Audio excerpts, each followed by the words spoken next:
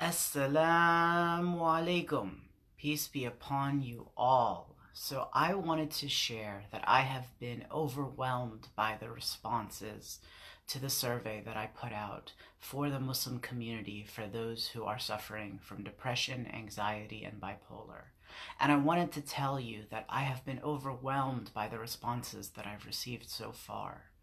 But one of the things that really struck me was that out of all of the respondents, only 7% have been men, and 93% have been women. I do feel like, as a Muslim man who has struggled with bipolar for so long, I feel like I need to talk about how important it is for Muslim men to get the mental health support that we need. Like, I get it. There's a lot of going on in society that says men have to be big and strong. They don't talk about their problems.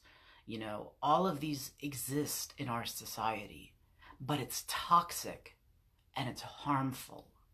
I'm a part of different groups that are helping Muslims suffering from depression and anxiety and other illnesses.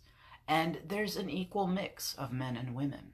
But for whatever reason, we Muslim men sometimes feel like we can't share what's going on, that we're not supposed to share what's going on, that if we share what's going on in our lives, we'll be judged or condemned or looked at as littler than or less than. But that's just not true. One of the things that I want to share with you is that Allah has created a cure for everything in life, and it has to be brought to the light to be healed. Satan operates in the darkness. Satan will confuse things, miscommunicate things, and not bring things into the open. And in that way, he allows the hiddenness and the secrecy to cause so much damage. But Allah brings things into the light and shines the light on them so that they can be brought to healed.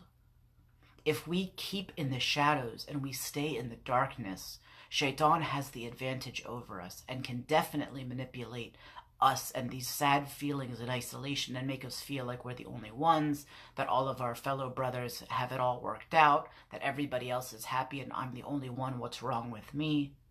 But when you share in a group of brothers and you say, wow, this person is struggling with this, that brother is struggling with that, I'm not the only one, I'm not alone. That's one of the most important realizations any human being can realize, is that we're not in this struggle alone. There is great power in sharing what's going on in our lives and connecting with other people. That's part of the benefit of the Ummah, is having people that you can connect with and who can guide you together towards, protection and happiness and safety. But if we remain in the shadows, Allah isn't there to help us when we block out his support. And Shaitan will be there whispering into our hearts, telling us how much of a failure we are, how alone we are, how nobody understands. No, there are people who understand it, but we have to get out of that corner. We have to get out of that shadow and come into the light. So I want to encourage all of my brothers in Islam who are struggling with depression, anxiety, bipolar, or other sad thoughts. Take the time to share how you feel.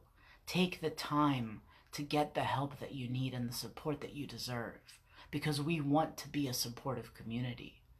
But we have to come out of the shadows to receive the light. And with that, I'd like to pass. Inshallah, all is well with you and your family, and I'll talk to you soon. Wa alaikum assalam wa rahmatullahi wa barakatuh.